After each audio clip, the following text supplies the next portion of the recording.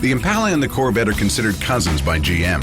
The first time the Impala name was ever used was on a Corvette show car in 1956. But in 1958, the Impala and Vette went in different directions. The Corvette went racing, while Ed Cole, Chevrolet's chief designer, envisioned the Impala as a prestige that every American could reach. And it was. In '65, the Impala sold over 1 million units, a record that still stands today. We've got more than enough sheet metal to keep us busy for a long time on the '64 Impala. No time to waste.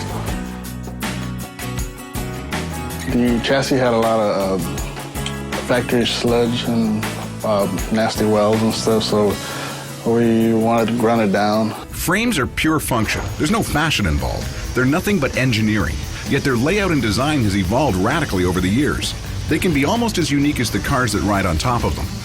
Frame designers have tried everything from two simple angle iron rails to subframe unibodies, boxed rails, X-frames, outside rails, and even tubular frames. No design has ever been completely discarded either. The basic frame layout of early Model Ts is still used on some vehicles today. While Dan was working on the chassis, I was taking the material left over from the quarter panel on the driver's side. That way we can fit the new quarter panel. Right now we have the luxury of having the Impala in sections. Spreading components around, no matter how large they are, will be key to meeting the deadline imposed on the team. Some of the chassis components from the factory are only stitch welded in some areas, so we're grinding out some of the welds and going to re-weld it. In 1964, the Impala was never intended to get the kind of torque we'll be putting on the ground.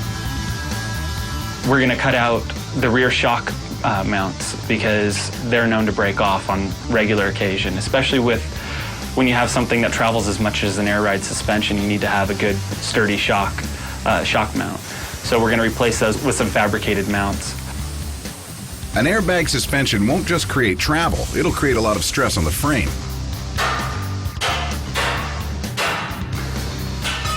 Slamming this car down with a flick of a switch will put pressure on components GM never imagined. Fortunately, Impalas are one of the most modified suspensions on the street. Plenty of lessons have been learned, some the hard way. Once both sides were prepped, ready to receive the quarter panels, then we wanted to throw the full quarters on that we got through Classic Industries.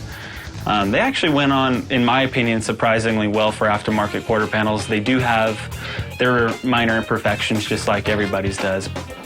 Rear quarters on a '64 are so large you could use them as privacy fencing. Getting this tin right is no small chore. Close is the best you can hope for until it's on the car. The quarter panels were held in place with clicos.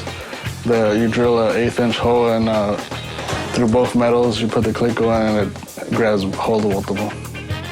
We'll need to move and flex this quarter panel before it's fit in its final position. The clicos mean they're positioned but not permanent. Spotting at this phase would be a rookie move.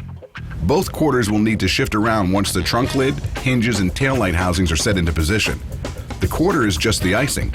We still have to bake the cake that'll hold it in place and in line. I would say that our original timeline is pretty much completely shot, but nothing ever works, 100% according to plan. There's a bit more metal work involved than I had originally anticipated, and just making sure that everything fits perfect always just takes a tremendous amount of time. Pessimism may be filling the shop right now, but you never know. The team may catch a break in the right direction. A big car doesn't always mean big problems. Next few weeks is going to give a whole new meaning to the term heavy metal on this Impala.